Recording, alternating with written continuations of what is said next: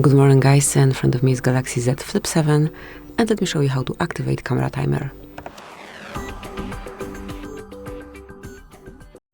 So once you want to use your camera timer, just open your camera app, make sure that you are in photo mode, so just click on this panel and now enroll options here.